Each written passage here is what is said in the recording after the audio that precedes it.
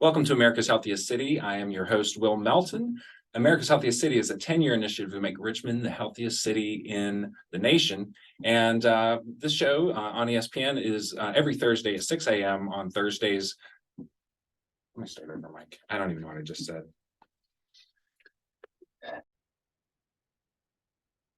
Welcome to America's Healthiest City. I'm your host, Will Melton. This show is, damn it, Mike. What the hell? I've never done Just this do it before. when you're ready. Fire All it right. up. Yeah, all right. So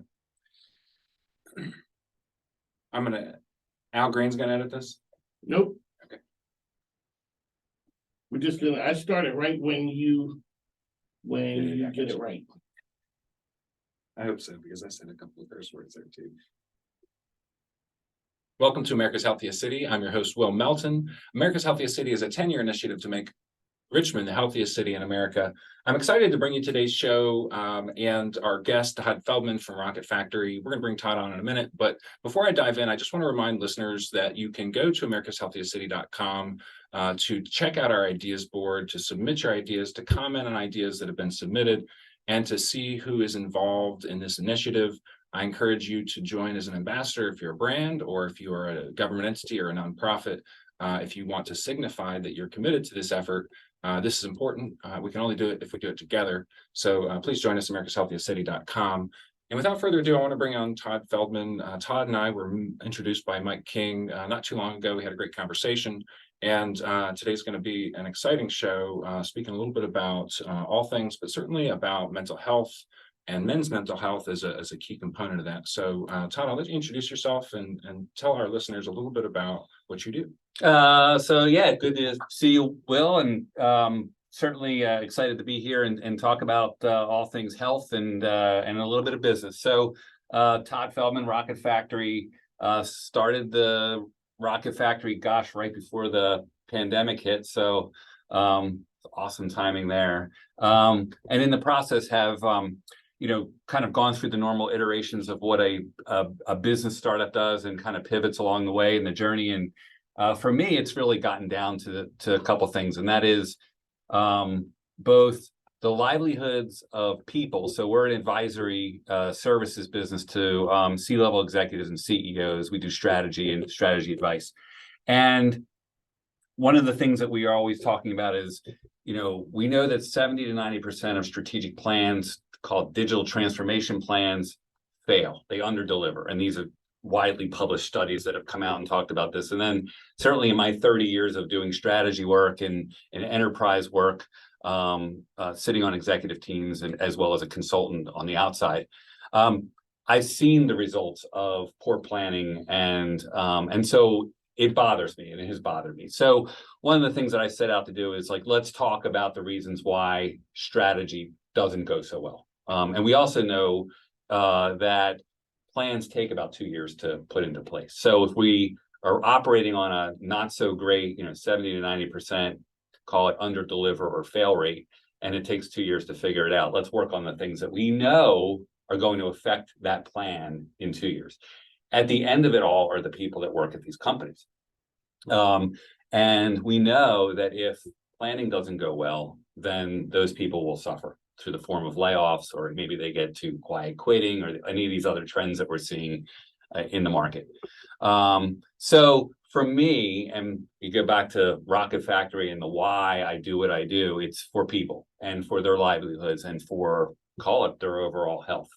This year, I've been doing a little bit more introspection and started a new initiative secondary to Rocket Factory, but still related to my why, which is this concept I'm calling for right now, Project Seismic. And it's personal to me because it's all around mental health and depression, anxiety. And one of the things that I've come to realize is, as I've battled some of my own depression and anxiety over the years, is we got a lot of people suffering out there. And having gone through a couple of now rounds of this, on the second round, I didn't know I was going through the second round of depression until it was too late, till it came on like gangbusters, until you have the feelings of sadness and loss of interest in the things that normally bring you pleasure, like exercise and other things that get you out of bed every day. And so for me, one of the things that I've did a lot of thinking about is like, why don't we have a way to understand depression earlier on?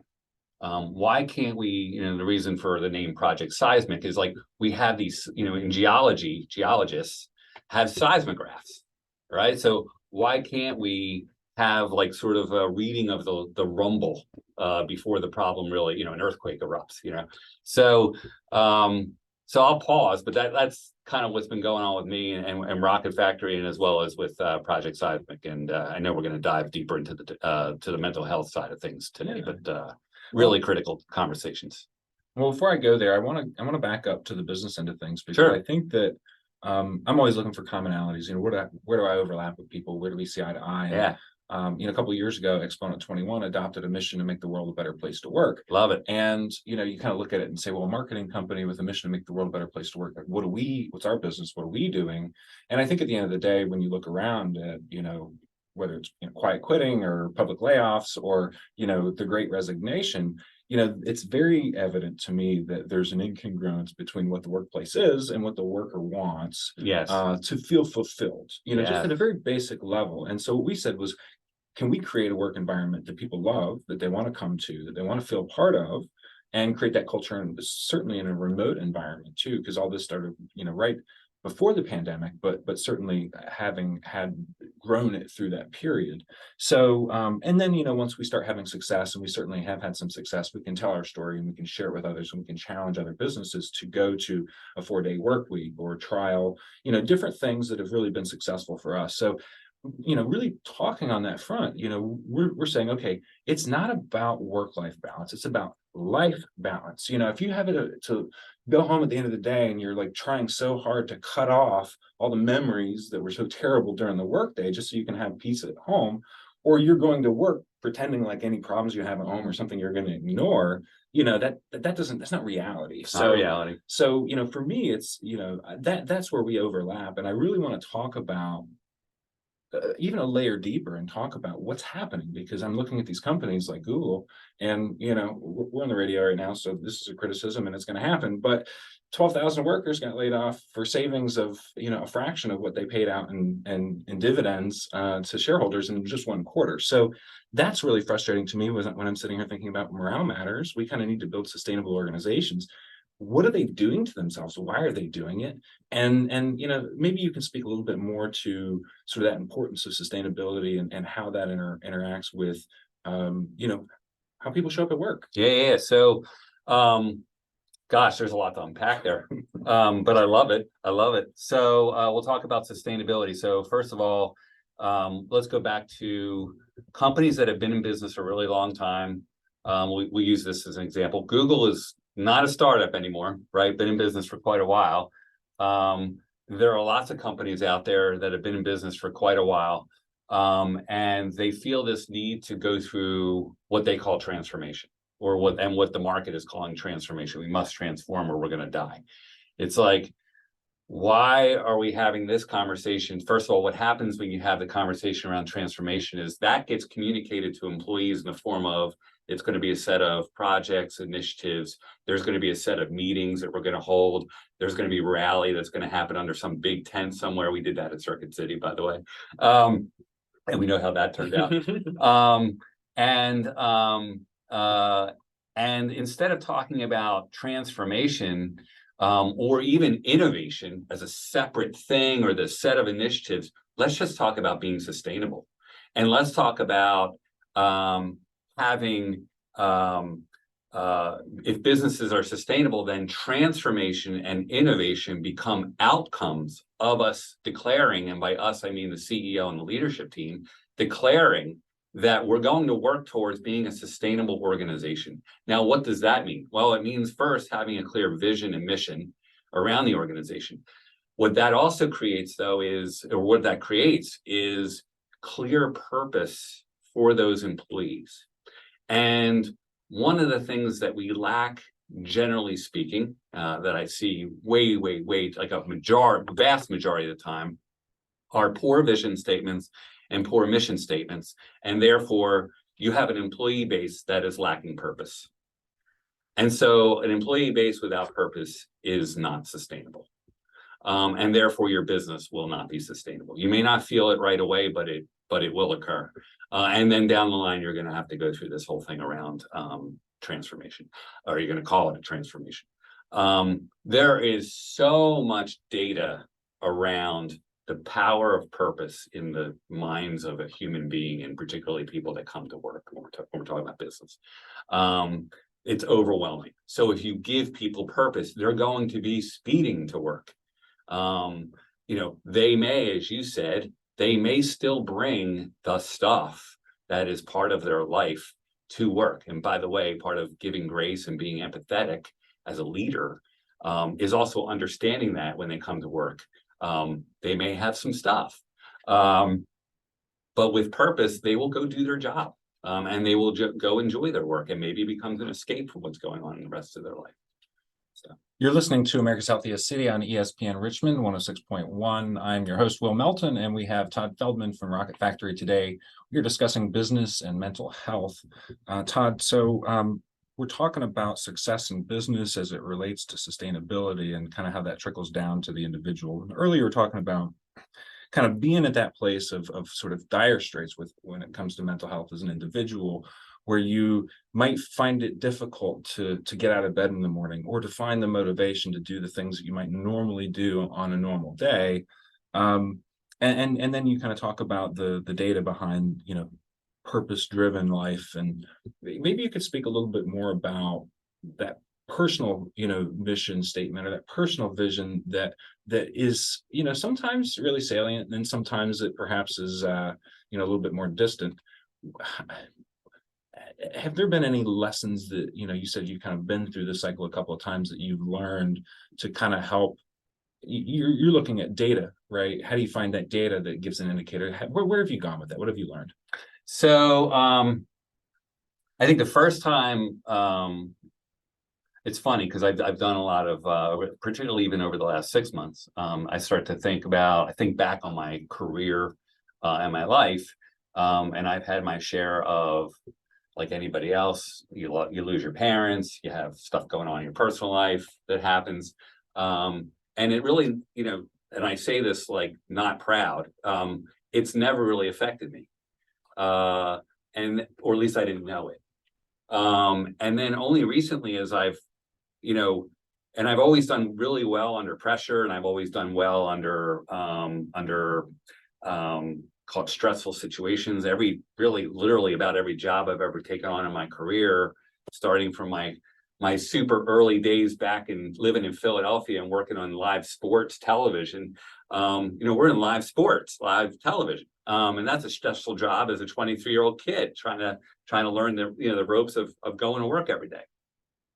Flash forward to now, and that all builds over time, and I didn't know it. And at the time, somewhere around 2019, 2018, I started feeling like, I'm not really feeling very good. And then not feeling very good kind of started turning into, I don't really have a lot of motivation to get out of bed in the morning. And then it turned into, man, I'm really anxious, and I don't know what's going on, and I can't explain it. And I wasn't telling anybody. And as a guy, right, we don't want to come across, feeling like we might be vulnerable or weak, not sharing our feelings with people. Guess what? That's the best thing you could do. And I only learned that by going through it. So I sought help, but it was only after about maybe 2 months of kind of living in hell of my own brain. And then got the help I needed, and certainly through some medication and some therapy, was able to kind of come out of that and did really well. And then I went off of it again. I was like, oh, I'm good. I'm gonna, I got this. And then it happened again in 2020. What did we just end? 2022. And I was like, oh, I'm having it again. And oh, these feelings that I've been having all summer are feelings that I used to have for years. And I didn't know back then, the years ago part, like before the first, what I identified as depression and what a doctor identified as depression, was the start of depression, but it's just been simmering for a really long time. So one of the things, as I mentioned earlier in my kind of call it my opening statement, was this whole idea of like depression is, there's stages of actually there's depression only becomes depression when you really feel the symptoms. There's a symptom called anhedonia. Anhedonia is a fancy word, and I've only learned this over the last couple of weeks. Anhedonia. Anhedonia is the feeling that you've lost the passion and the will to want to do that thing you used to love to do. That's one of the cardinal symptoms of depression. But you only know you're having depression once you start having the feelings of the sadness and the feelings of mood and the mood part, when it really starts to kick in. But what I didn't realize is I was like predisposed for depression leading up to those kinds of feelings. And so these are the kinds of things that I'm hoping that coming on to your show and talking about this, and as we talk more about perhaps solutions or ways at least of starting the dialogue, that has already started. I mean, the good news is like I think we're getting better normalizing the conversation, but there's a lot of work left to do. That was a long answer to, I think, your question. Well, no, that's perfect. And I'll segue into, kind of back to the business angle, because, thinking back on my adult life, I've been a business owner since I was 20 years old. I'm 37 now. So, quite a while. And my, up until recently, I could say that most of my time as a business owner has been fraught with worry and doubt, self-doubt, anxiety about whether the future is going to unfold the way that we hope and all this stuff. And for a long time, I just wanted to shut those feelings off. I was like, this is not the voice I need in my head, but it's anxiety. There's a real thing that's going on physiologically, but I would shut off. I'd self-medicate, drinking or, whatever, just to kind of quiet it down.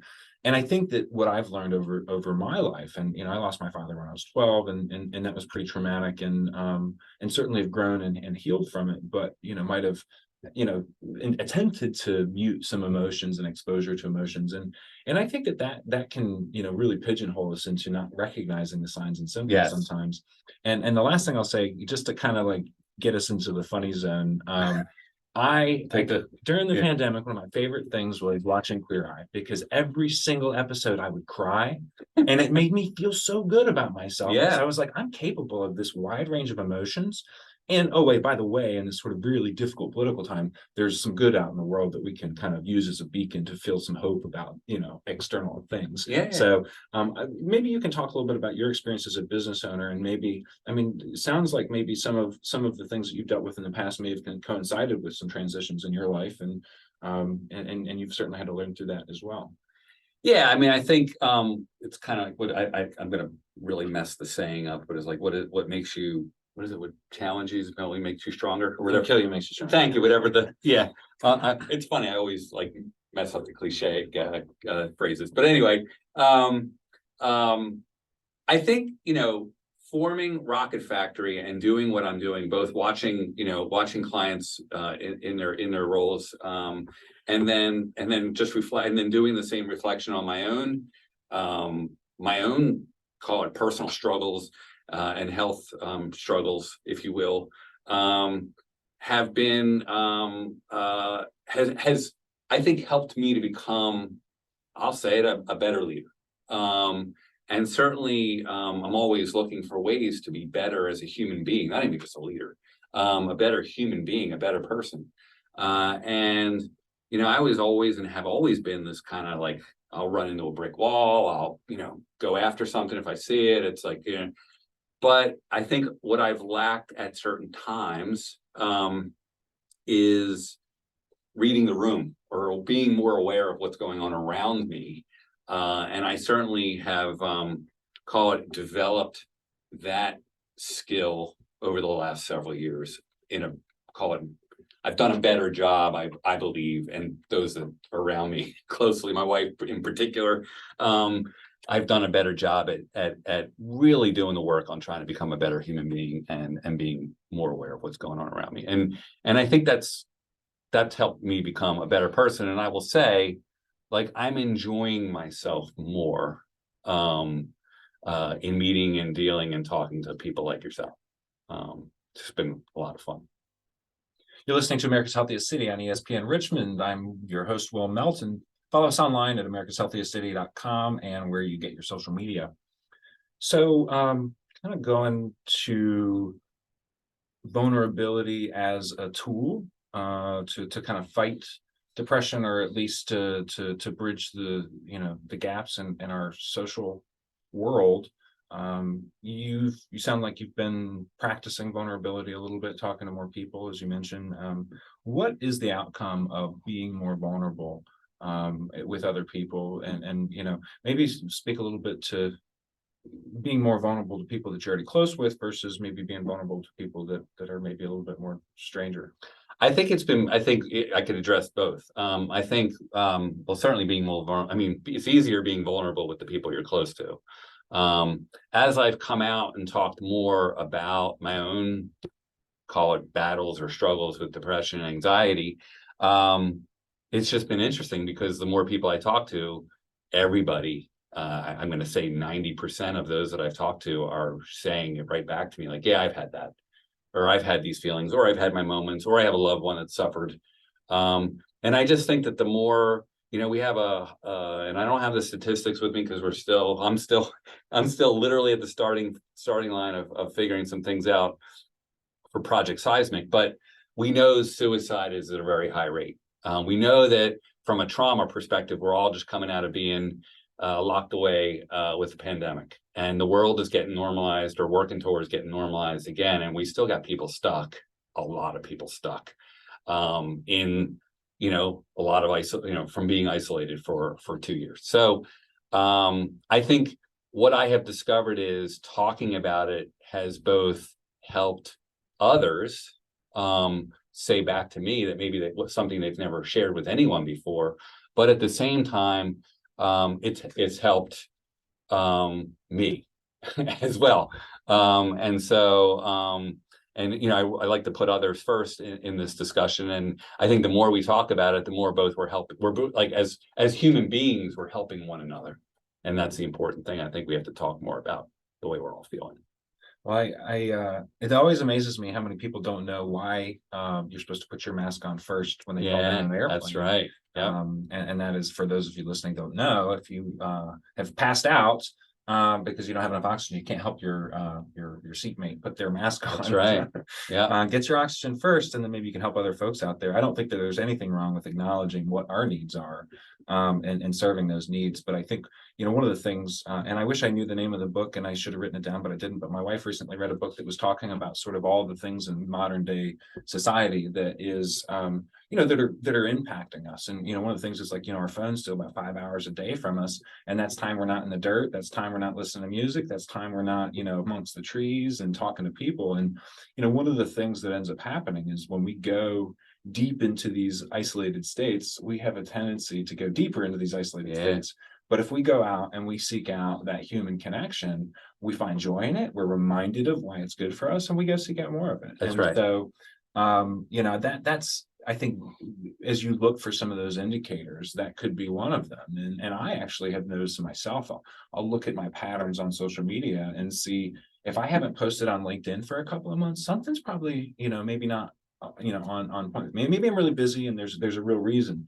But a lot of times I'll notice that I've come out of those periods kind of feeling like I just left the funk, and I'm like, I got to get posting again. It's interesting as we talk about early detection of depression. Some of the studies that have been done have been around, like, location-based technology with phones, and is suddenly the phone not moving in the usual patterns, or there's been I think social media analysis done around study participants and whether or not they're posting as much as they used to, just like you used to that you just shared.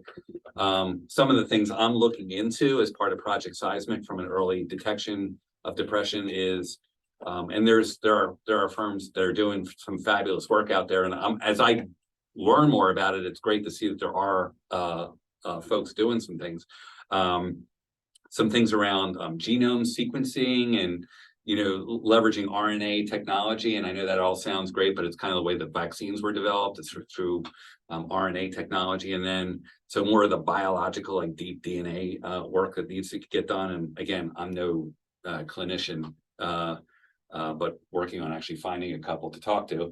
Find them, send them my way. Yeah. Well, from I'm the neurobiology piece, and then there's things being done around brain waves and brainwave technology and being able to detect those kinds of things, and a lot of other work as well. So the good news is that there are those that are doing some things. I'm just interested in, just get to the scenario. I get really interested in, we go to the doctor's office every year and we get our physical, or we should be, and we get a blood pressure cuff put on our arm, and we get our temperature taken, and the doctor will run blood work to understand our physical health. But we don't do that for our mental health. Only time a doctor will pull out a questionnaire that is very subjective, and they will ask you a list of questions, is when you're starting to not feel well. And by then you're already in the middle of it. So anyway, that's some of the things that I'm pursuing and hope we expand our opportunities around. Well, it sounds like a great potential Apple Watch app to figure out the algorithm. Yeah. So one of the things that we ask our guests on the show, and for those of you listening, if you go to americashealthiestcity.com, you can check out the ideas board, which is, a collection of ideas that have been submitted from those in the community, our ambassadors and individuals alike, small ways and big ways that we might think about making a difference in our community to make us healthier. So Todd, I'll ask you, do you have something that you want to add to our ideas board today? Well, I think it's opening up the conversation. If you're not at home, if you're not doing it at home, having conversations with your loved ones, I think that's certainly one place to go. If you're feeling a certain way, let's say you're walking around with feelings of butterflies, and this constant butterflies in your stomach, or this constant feeling that maybe you're having negative feelings about yourself or your self-worth, please talk to somebody about it, a friend. There's a helpline, you can dial 988. I hope I have that right. It's like 911, but 988 for mental health and suicide prevention. Certainly want to do that. I would encourage any of the employers out there listening, if there are programs that can be stood up around workplace. We do a lot of the health screenings, physical health screenings around our employees, and that of those that want to participate, why not have mental health screenings and help get employees or employers take a more active role in understanding how their employees are doing mentally. Well, thanks for those. I'll make sure they get added to the site with some context. For those who are looking for you, whether they're a C-suite executive looking for guidance